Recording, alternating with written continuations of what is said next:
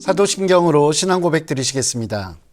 전능하사 천지를 만드신 하나님 아버지를 내가 믿사오며 그 외아들 우리 주 예수 그리스도를 믿사오니 이는 성령으로 잉태하사 동정녀 마리아에게 나시고 본디오 빌라도에게 고난을 받으사 십자가에 못 박혀 죽으시고 장사한 지 사흘 만에 죽은 자 가운데서 다시 살아나시며 하늘에 오르사 전능하신 하나님 우편에 앉아 계시다가 저리로서 산 자와 죽은 자를 심판하러 오시리라.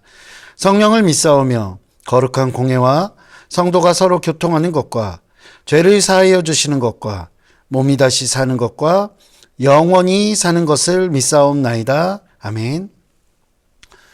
할렐루야. 함께 은혜 나누실 말씀은 사도행전 14장 26절부터 28절까지의 말씀입니다. 사도행전 14장 26절부터 28절까지의 말씀입니다. 제가 가지고 있는 신약성경 213면에 있습니다. 신약성경 213면입니다. 사도행전 14장 26절부터 28절까지의 말씀을 다 찾으신 줄 알고 제가 봉독해 올리도록 하겠습니다.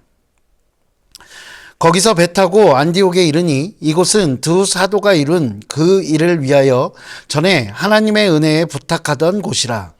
그들이 이르러 교회를 모아 하나님이 함께 행하신 모든 일과 이방인들에게 믿음의 문을 여신 것을 보고하고 제자들과 함께 오래 있으니라. 아멘. 할렐루야. 오늘도 하나님께서 베푸시는 놀라운 은혜가 저와 여러분들의 삶 가운데 가득 넘치기를 주님의 이름으로 축원합니다. 사도 바울과 바나바 그 둘은 자신들에게 맡겨진 사역을 충성스럽게 감당하고 난 이후에 자신들을 파송했던 교회 안디옥으로 돌아가게 됩니다. 그리고 그곳에서 다른 성도들을 모아서 자신들이 했던 일종의 선교 보고라는 것들을 하게 됩니다. 자신들이 유대인과 이방인들을 비롯해서 낯선 사람들을 만나고 그들에게 복음을 전하고 그리고 예수 그리스도를 구원의 주로 선포했던 그 모든 일들에 대해서 이야기합니다.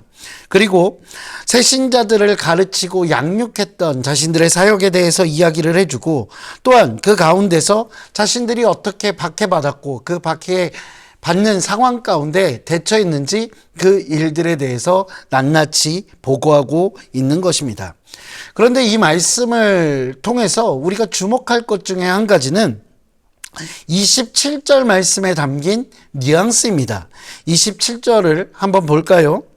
그들이 이르러 교회를 모아 하나님이 함께 행하신 모든 일과 이방인들에게 믿음의 문을 여신 것을 보고하고, 분명 많은 성도들에게 무엇인가를 보고하고 이야기했습니다.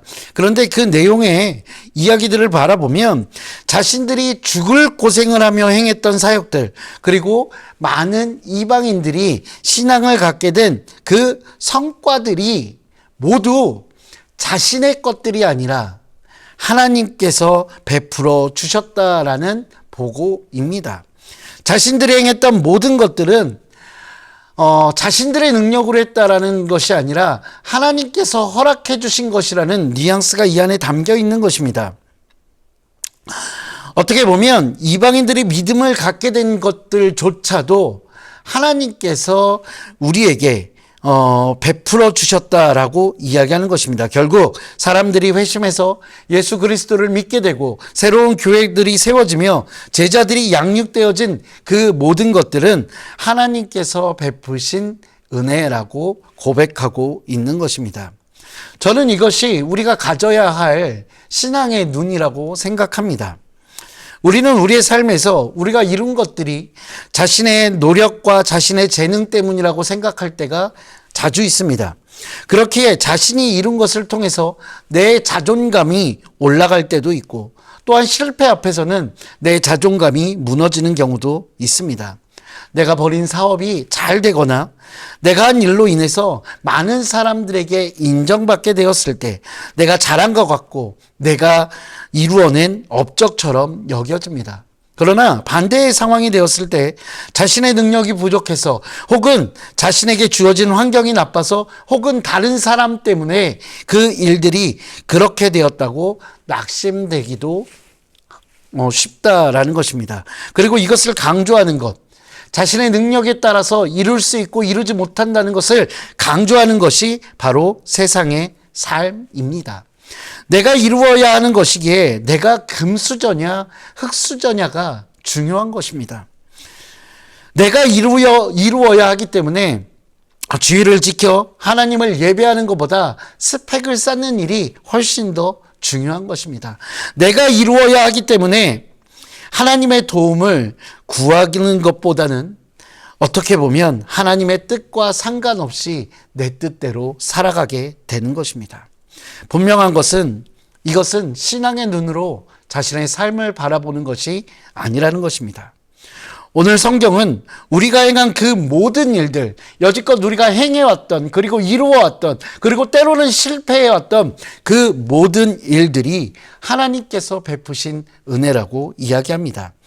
이러한 신앙의 눈을 가지고 있을 때 우리는 하나님 앞에서 겸손할 수 있습니다.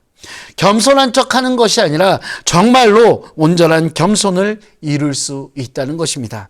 내가 한 것이 아니라 하나님께서 이루신 것이기 때문입니다. 더 나아가 설사 우리가 행하던 그 모든 일들이 잘 되지 않을 때에도 우리는 소망을 가진 삶을 가지고 살 수 있습니다. 왜냐하면 그 일을 계획하고 인도하시는 분, 그분은 하나님이시기 때문입니다. 전도서 11장 5절에 바람의 길이 어떠함과 아이벤자의 태에서 뼈가 어떻게 자라는지를 내가 알지 못함 같이 만사를 성취하시는 하나님의 일을 내가 알지 못하느니라 라고 기록되어 있습니다. 우리는 그 일이 어떤 결과로 나타날지 알 수 없습니다. 지금 우리가 열심히 하고 있는 일이 성공할지 실패할지 알 수 없습니다. 그리고 그것이 지금 당장의 성공처럼 보일 수도 있고 실패할 수도 있습니다. 현재의 상황만을 인지할 수 있다는 것입니다. 그러나 신앙의 눈으로 볼 때 확실한 것이 있습니다. 만사를 성취하시는 분, 그분은 하나님이시라는 것입니다.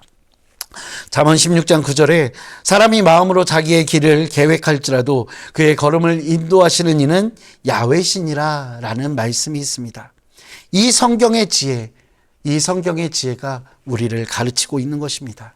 이것이 바로 우리가 가져야 할 신앙의 눈입니다.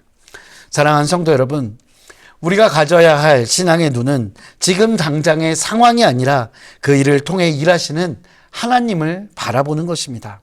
그 모든 일을 행하고 계신, 그리고 행하실 하나님을 바라보는 것, 그것이 바로 신앙의 눈입니다.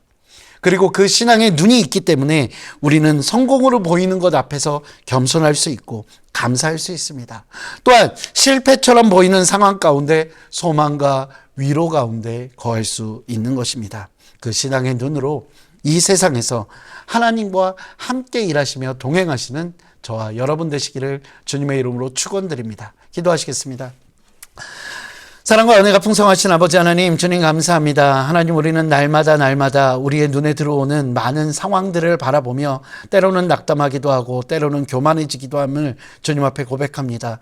하나님, 그것은 신앙의 눈이 아니라 세상의 눈인 것을 우리는 너무나 잘 알고 있습니다.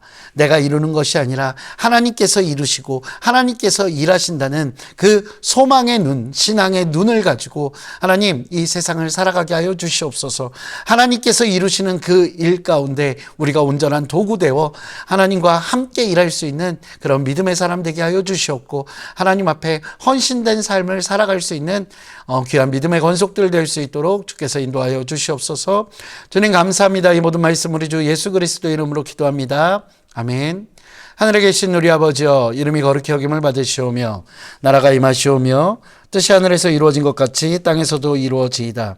오늘 우리에게 일용할 양식을 주시옵고, 우리가 우리에게 죄 지은 자를 사하여 준 것 같이 우리 죄를 사하여 주시옵고, 우리를 시험에 들게 하지 마시옵고 다만 악에서 구하시옵소서.